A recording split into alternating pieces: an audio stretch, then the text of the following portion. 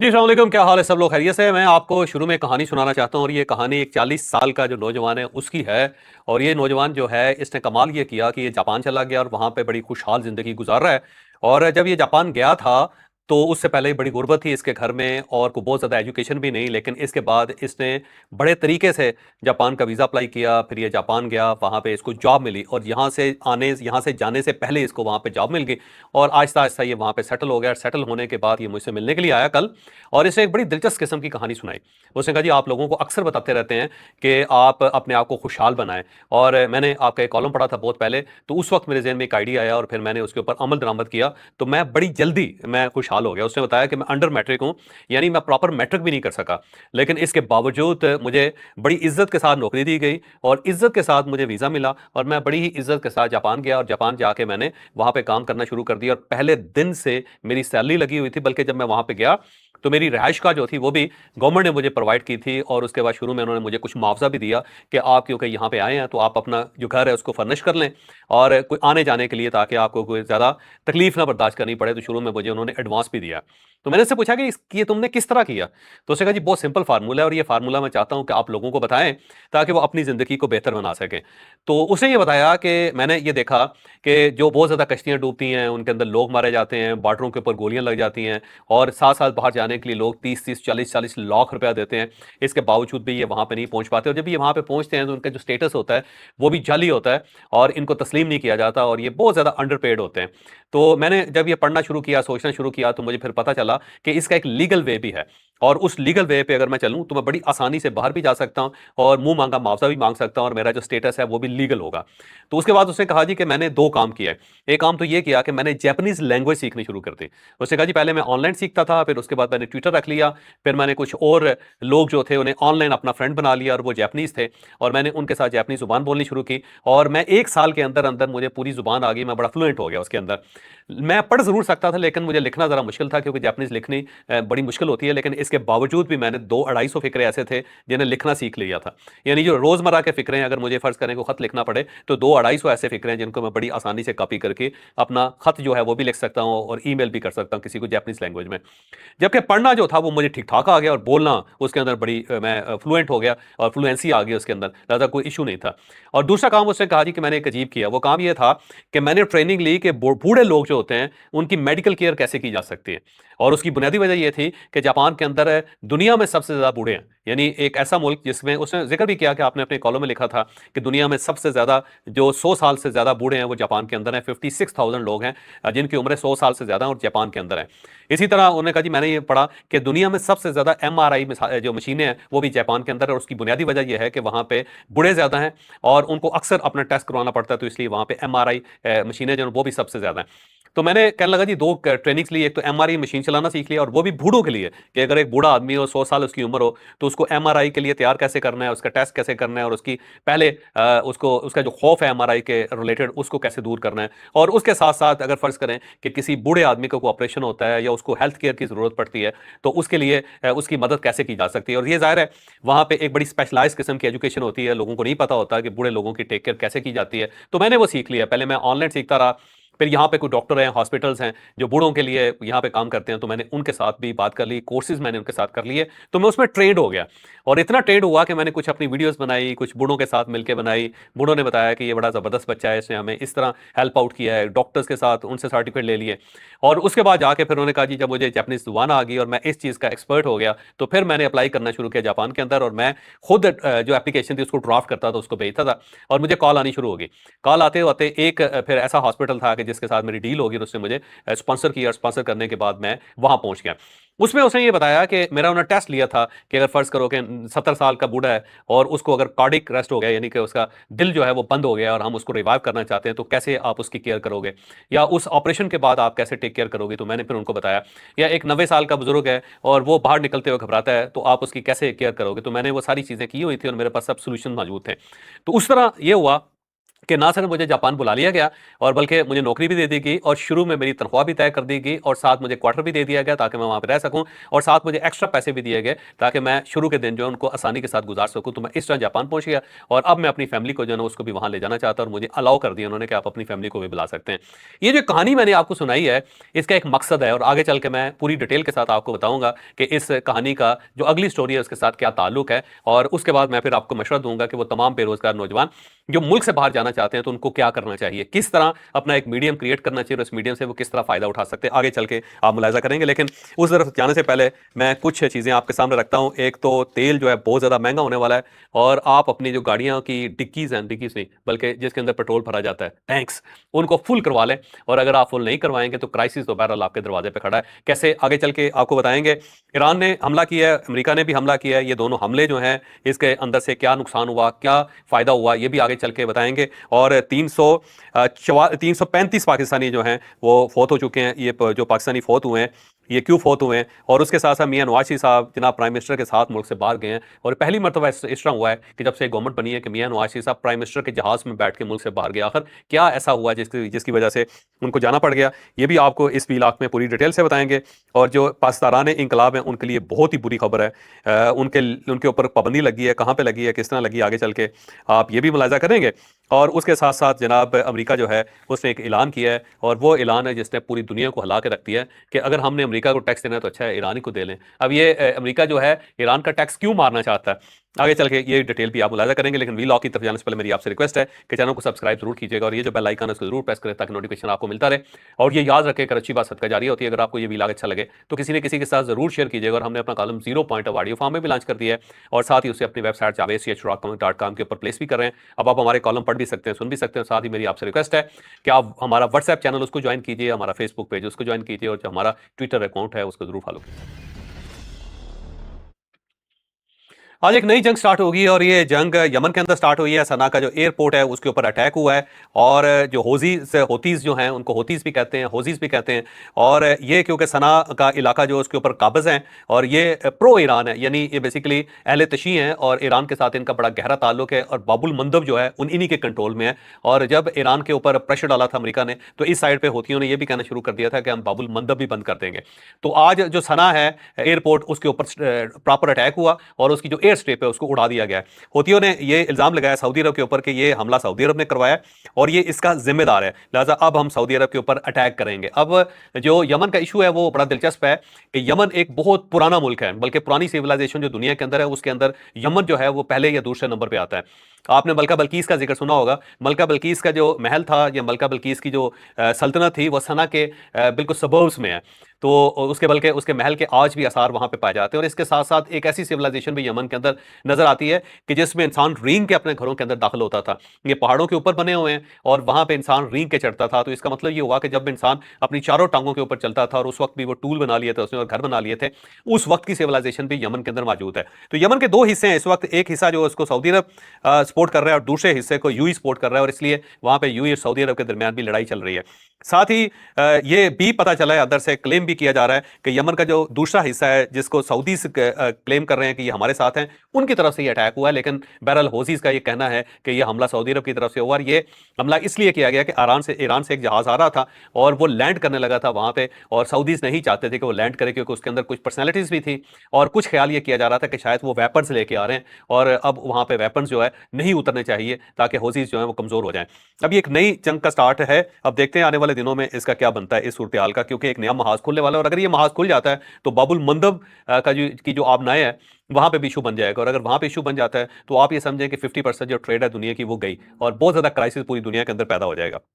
इसके साथ साथ डोनाल्ड ट्रंप ने ये कहा है, क्लेम किया है कि जनाब हम अपने हुर्मस पे कंट्रोल कर रहे हैं और हमारा कंट्रोल हो रहा है और जब ये कंट्रोल मुकम्मल हो जाएगा तो हम मुआवजा हासिल करेंगे दुनिया से। जो भी जहाज गुजरेगा वो हमें टैक्स दे के वहां से गुजरा करेगा और हम इसके सरप्रस्त बनेंगे। साथ उसे इंकशाफ ये किया कि हमारे दरमियान एक सैटरडे को मुआहदा होने वाला था और बल्कि मुआहिदा ऑलमोस्ट हो गया था और उसके बाद उस मुआहिदे को तोड़ दिया ईरान की तरफ से। और ये लोग बड़े ही बुरे हैं और हमें अब इनके साथ डायलॉग नहीं करना। बल्कि इसी ट्वीट के अंदर डोनाल्ड ट्रंप ने ये क्लेम भी किया था कि ये जो ईरान है ये कायल हो गया था, इसने तस्लीम कर लिया था कि किसी किस्म का जोहरी जो मुआद है वो तैयार नहीं होगा। लेकिन उसके बाद फिर ये बुरे लोग हैं, इन्होंने बुरा काम किया जिसकी वजह से हमें इनके ऊपर हमला करना पड़ गया। लेकिन ईरान की तरफ से इसे मुस्तरद कर दिया गया।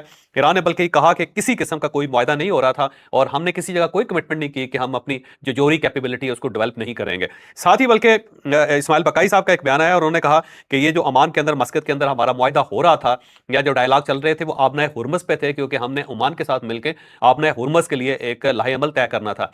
लेकिन ओमान के ऊपर अमेरिका ने बहुत ज्यादा दबाव डाला। अब उस दबाव की वजह से हमारा ओमान के साथ कोई मुआहदा नहीं हो सका और ये मामला जो है ना सारा पीछे चला गया। और साथ उन्होंने कहा जी शिक नंबर 5 जो है जिसके अंदर हमने ये लिख कर दिया हुआ था कि ओमान के साथ मिलके हम आबना हुर्मस के बारे में कोई फैसला करेंगे, उसके ऊपर ये डायलॉग चल रहा था और हम एक मुआहदा वहां पे करना चाहते थे, लेकिन अमेरिकी दबाव की वजह से ये मुआहदा नहीं हो सका। साथ इस्माइल बकाई साहब का ये भी कहना है कि जो 14 शिकों का MOU है उसको मस्क कर दिया अमेरिका ने, और अमेरिका जो अहद शिकन है ये वादा पूरा नहीं करता। और उसने कहा जी इन्होंने 1 महीने की मुद्दत भी पूरी नहीं करने दी, जबकि ये चाहते थे कि 60 दिन की मुद्दत पूरी हो, तो 1 महीना भी पूरा नहीं हो सका। साथ उन्होंने कहा जी IAEA जो है उसके ऊपर कोई इतफाक नहीं हुआ कि वो ईरान आ सकेगा। अमेरिका ये फॉल्स किस्म का मुजाहरा कर रहा है या ऐलान कर रहा है जिसकी रियलिटी के साथ कोई ताल्लुक नहीं है। तो ये बयान है ईरान की तरफ से। इसके साथ साथ जनाब एक आज दोबारा अटैक हुआ और ये दोबारा जो अटैक है वो अमेरिका की तरफ से हुआ और साथ ही ईरान की तरफ से 4 मुल्कों के ऊपर हमले हुए। अब जो ईरान की तरफ से हमले हुए वो हम आपको बताते हैं, लेकिन सबसे पहले सेंटकॉम ने जो कुछ कहा वो आपके सामने रखते हैं। सेंटकॉम ने यह बताया कि हमने एक नई लहर जो हमलों की है उसको मुकम्मल कर लिया और हमने दिफाई निज़ाम जो इसराइल का है, ईरान का, उसके ऊपर अटैक किया हमने।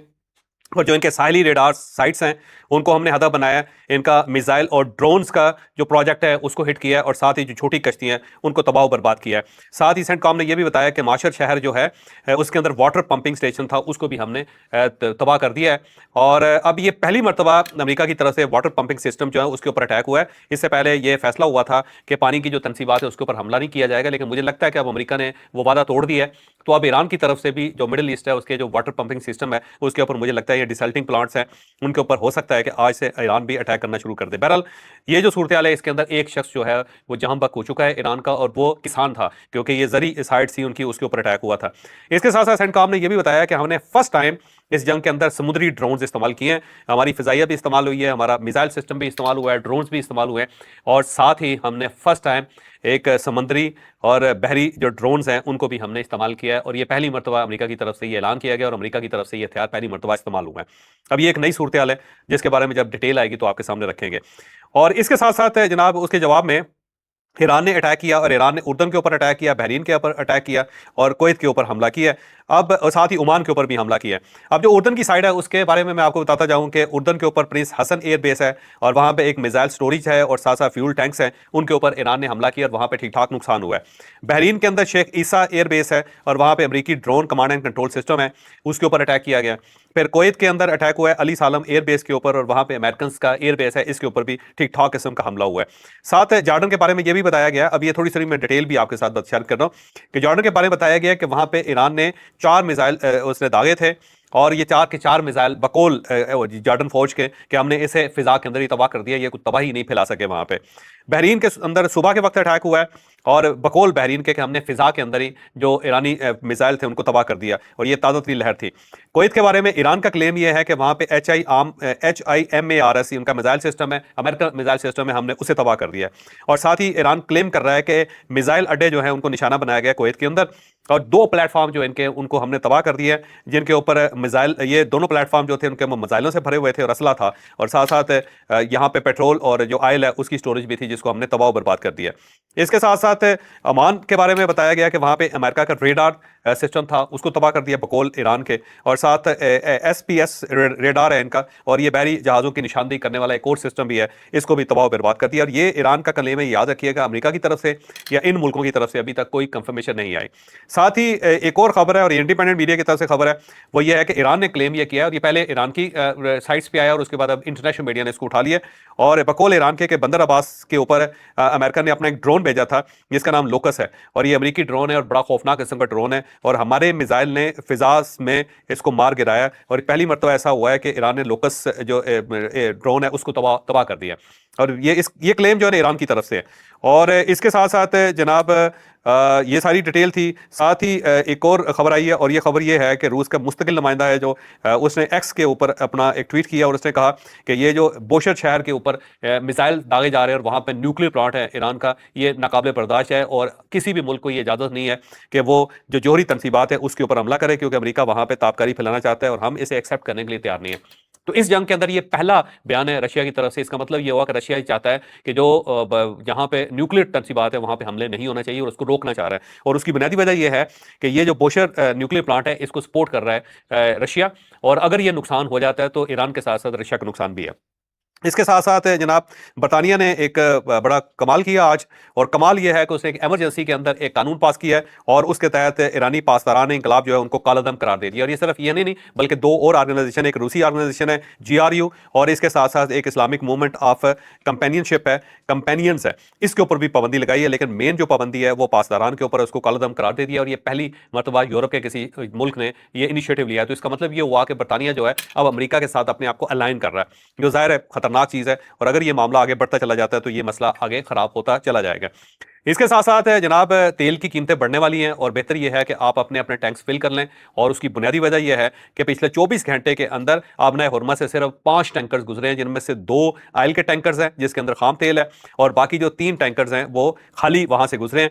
और ये जो 5 टैंकर्स हैं ये भी ईरान से इजाजत लेके गए हैं। तो इसका मतलब ये हुआ कि आबना हुर्मुज़ में ट्रैफिक जो ऑलमोस्ट बंद हो गई है, और इसकी बंदिश के साथ ही पूरी दुनिया के अंदर जो पेट्रोल की कीमतें हैं उन्होंने आगे ऊपर बढ़ना शुरू कर दिया। और अब ये अगर ऊपर चली जाती है तो उससे आप खुद अंदाजा करें कि जो तेल की मांग है उसके अंदर कितना फर्क पड़ेगा।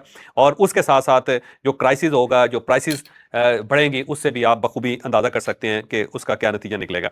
साथ ही प्राइम मिनिस्टर ऑफ पाकिस्तान मियां शहबाज शरीफ साहब, मियां नवाज शरीफ साहब के साथ आज कतर तशरीफ ले गए। और कतर उनके जाने की वजह यह है कि मरहूम शेख हमद बिन खलीफा अल सानी जो है उनके इंतकाल के ऊपर पुरसा देने के लिए वहां पे पहुंचे। इनका शरीफ फैमिली के साथ बड़ा करीबी ताल्लुक था, और जब मियां नवाज शरीफ साहब के ऊपर केस बना था तो उस वक्त इन्होंने एक लेटर भी जारी किया था। और मियां नवाज शरीफ साहब जो थे वो इनके बहुत करीब थे, इसलिए मियां नवाज शरीफ साहब पहली मरतबा प्राइम मिनिस्टर ऑफ पाकिस्तान के जहाज में प्राइम मिनिस्टर के साथ कतर गए हैं, और वहां पर जाके इन्होंने ताज़ियत की। और इनकी जो मुलाकात है वो जो अमीर शेख है तमीम बिन हमद अल सानी उनके साथ भी हुई है। और एक दिन का ये दौरा था, अभी मेरा ख्याल रात के वक्त इनकी वापसी हो जाएगी। लेकिन एक बड़ा नुकसान पाकिस्तान को हुआ है, क्योंकि ये प्रो पाकिस्तान थे मरहूम शेख हमद बिन खलीफा, और इनकी वजह से पाकिस्तान को बहुत सपोर्ट होती थी। इसके साथ साथ जनाब पाकिस्तान ने ये जो मौजूदा कशीदगी है उसके ऊपर वजारत खारजा ने एक बयान जारी किया है, और उन्होंने कहा जी हमें गहरी तशवीश है और इसको रोकना चाहिए, और दोनों फरीक जो है उनको तहम्मुल और बर्दाश्त का मुजाहरा करना चाहिए और कशीदगी में कमी करनी चाहिए। क्योंकि अगर ये कशीदगी बढ़ गई तो इससे पूरी दुनिया को नुकसान होगा। तो पाकिस्तान का एक ऑफिशियल वर्जन ये आ गया कि उसने दोनों फ्रीकैन को समझाया कि बस करो यार और अपने हॉर्सेस को होल्ड करो। अगर आप इसी तरह आगे लड़ते रहे, चलते रहे, तो पूरी दुनिया का अमन जो है वो बर्बाद हो जाएगा। अब हम आते हैं आखिरी खबर की तरफ, जो मैंने शुरू में आपको एक कहानी सुनाई थी, उस कहानी का ताल्लुक किस खबर के साथ है। ये बेसिकली FIA की एक रिपोर्ट आई है। उस रिपोर्ट के मुताबिक यूरोप जाने की कोशिश में 4 साल के अंदर 335 पाकिस्तानी जो हैं वो समंदरों के अंदर डूब गए हैं, और 7 कश्तियों के मोहलक हादसे हुए हैं। और ये हादसे जो हैं 4 साल के अंदर हुए हैं। जून 2023 के अंदर यूनान के लिए कश्ती जा रही थी जिसमें 226 पाकिस्तानी सवार थे, और उनमें से 207 हलाक हो गए थे, सिर्फ 19 जिंदा बचे थे। ये बहुत खौफनाक वाकया था। अगर आपको याद हो तो उस वक्त पूरा पाकिस्तान मकमूम था, और ऐसा लगता था कि पूरे मुल्क के अंदर जनाजे ही जनाजे। फिर इसके साथ साथ दिसंबर 2024 में एक और वाकया पेश आया, और ये भी यूनान जाने वाले पाकिस्तानी थे। 69 पाकिस्तानी थे जिसमें से 25 जो थे जाँ बहक हो गए थे। फिर 44 जो थे वो जिंदा बच गए थे, लेकिन वो भी बड़ी बुरी हालत में थे, और वो भी तरले कर रहे थे, मिन्नतें कर रहे थे कि हमें वापस पहुंचा दिया जाए। फिर इसी तरह मराकश के करीब एक कश्ती 2025 में डूब गई थी, और उसमें 70 पाकिस्तानी थे। फिर फरवरी 2025 में लीबिया के करीब 40 पाकिस्तानी सवार थे गाड़ी एक कश्ती के अंदर, और उनमें से 23 जो थे वो हलाक हो गए, 13 जिंदा बचे थे।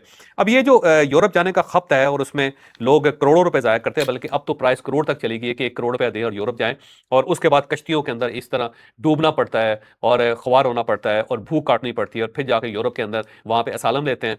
अब यूरोप ने अपनी पॉलिसी चेंज कर दिया, वो असालम नहीं देते, और 2 4 5 महीने रख के उनको दोबारा पाकिस्तान वापस भेज देते हैं, और साथ ही उसके पासपोर्ट के ऊपर ठप्पा लगा देते हैं कि अब ये पाकिस्तान से बाहर नहीं जा सकता। तो इस तरह लोगों के पैसे बर्बाद होते हैं, साथ ही जाने जाती हैं।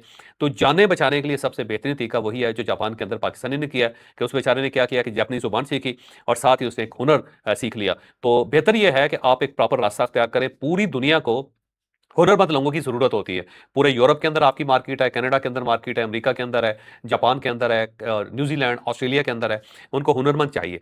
बस उसका बेहतरीन तरीका ये है कि आप किसी अपने दोस्त को लगाएँ, जो उनकी वेबसाइट पे जाके ये चेक कर ले कि किस किस्म के ट्रेड में लोगों की ज़रूरत है और वो ट्रेड सीखना शुरू कर दें और उसके साथ ही जो ज़ुबान है उस मुल्क की वो सीख लें। जब आपको ज़ुबान आ जाएगी और आपके पास कोई हुनर होगा, तो फिर आपको खुद ही वीज़ा मिल जाएगा। वीज़ा मिलेगा और फिर आप इज़्ज़त के साथ जहाज़ में बैठ के वहाँ जाएँ, बगैर पैसा लगाए हुए, बगैर अपनी जान को खतरे में डाले हुए। और अगर आप ये नहीं करते तो फिर आप इसी तरह मरते रहेंगे जिस तरह पिछले 4 सालों में 335 पाकिस्तानी दुनिया से रुखसत हो चुके हैं। इजाज़त दें, अगले व्लॉग में मुलाकात होगी। पाकिस्तान ज़िंदाबाद।